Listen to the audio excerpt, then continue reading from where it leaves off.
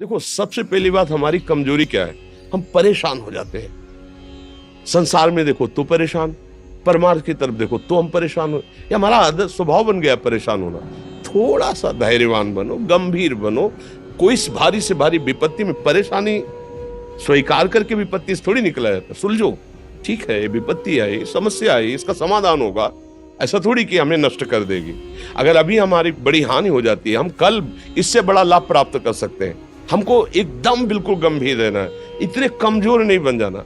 अब वो गए तो क्या होगा, अब वो वस्तु गई तो क्या, पद गया तो क्या होगा। प्रयास किया था, ये पद मिला था, इससे बड़ा पद प्राप्त करूंगा, मैं इससे बड़ा महान बनूंगा। ठीक है, एक बार गिर गया, गलती हो गई, दंड भोगूंगा, फिर इससे ज्यादा संयम में रहूंगा। बिल्कुल मतलब एकदम फ्रेश दिमाग रखना चाहिए। पर अपने लोग क्या है, जरा सी बात में एकदम पचड़ा कर लेते हैं, एकदम कमजोर हो जाते हैं। ये बिल्कुल ठीक नहीं है। हम जीवन भर की यात्रा की बात कह रहे हैं, भारी से भारी कष्ट में भी मुस्कुराना, तो हमें बल मिला है, हमें भगवान की कृपा का दर्शन हुआ है, हमें उनका दुलार दिखाई दिया है। अगर ऐसे तो भाग जाते, फिर परमार्थ में थोड़ी चलना होता है। आज जो आप सुन करके लाभ लेने की चेष्टा कर रहे हो ना, ये केवल प्रवचन नहीं है, ये जीवन है। अगर ये जिए ना होते ना तो ये इसका प्रभाव नहीं पड़ता, फिर वाणी का प्रभाव नहीं पड़ता।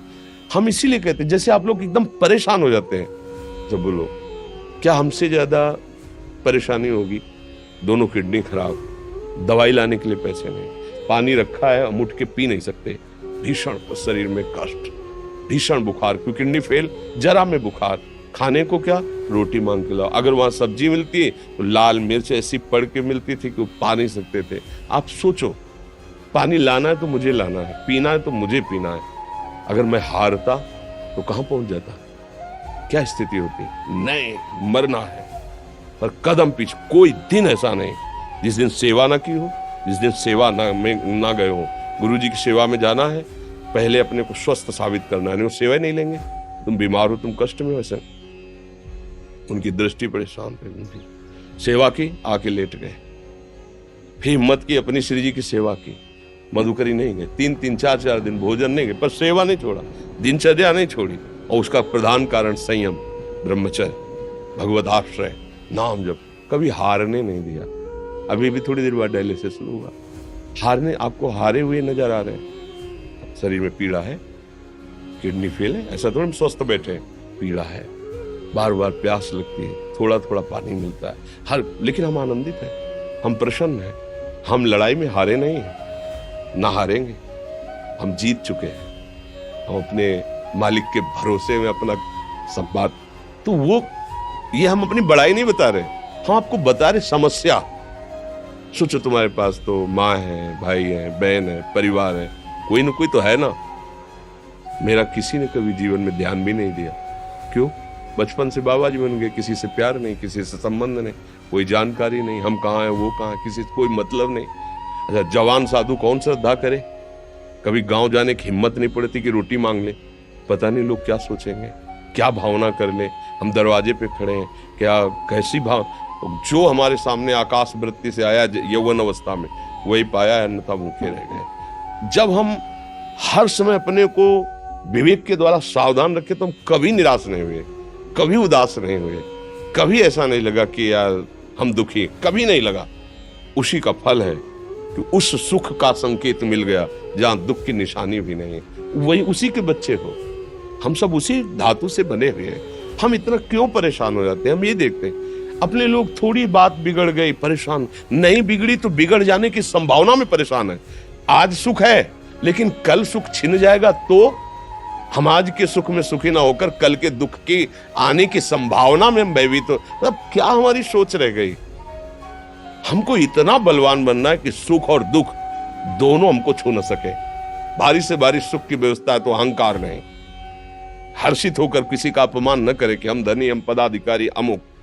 भारी से भारी दुख आया तो हमें किसी के सहयोग की जरूरत नहीं, हम फिर अपने कदम बढ़ाएंगे, हम फिर जुड़ी हुई अपनी भावनाओं को सजाएंगे। मस्त जीवन एकदम। तुम अविनाशी के बच्चे हो। शेर का बच्चा भेड़ों के बीच में फंसकर म्यों म्यों बोल रहा है, बस अगर दहाड़ना सीख जाए तो कोई भी उसे परास्त नहीं कर सकता। ऐसे भगवद अंश तू प्रपंच में फंसकर अपने को इतना दीन क्यों देख रहा है? तू ऐसा है कि भगवान के दिव्यास्त्र में भी ताकत नहीं तेरे को मार सके। तू अविनाशी का अविनाशी बच्चा है। विनाशी भोगों को, विनाशी शरीर को मैं मान के इतना भयभीत, इतना दुख ठीक नहीं।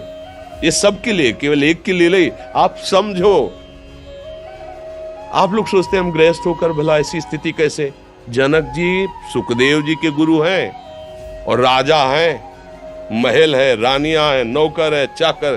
क्या सुखदेव जी जिनके शरीर में लंगोटी भी नहीं है, दिगंबर, परमहंस, परमहंस के गुरु हैं जनक जी जो राजा हैं। समझो आप ऐसा ना सोचे कि हम नौकरी कर रहे हैं, हम संसार में, हम गृहस्थ हैं, हम आध्यात्मिक की ऊंचाई पर नहीं चढ़ सकते। नहीं, आप एक सरकारी नौकरी या आप किसानी या व्यापार करते हुए आप एक अध्यात्म की ऊंचाई में चढ़ सकते हैं। और अध्यात्म ही है जो तुम्हें इस माया के दुख सुख से ऊपर उठा सकता है। दूसरा, चाहे जितनी संपत्ति आ जाए, आप सुखी नहीं हो सकते। सब देख लो, आंख खोल के देख लो।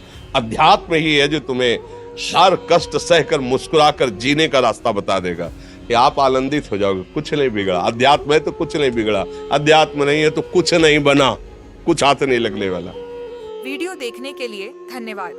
अगर आप भी प्रेमानंद महाराज जी के सच्चे भक्त हैं, तो चैनल को सब्सक्राइब करें और बेल आइकॉन को दबा दें, जिससे अगली बार महाराज जी की वीडियो सबसे पहले आप तक पहुंचे।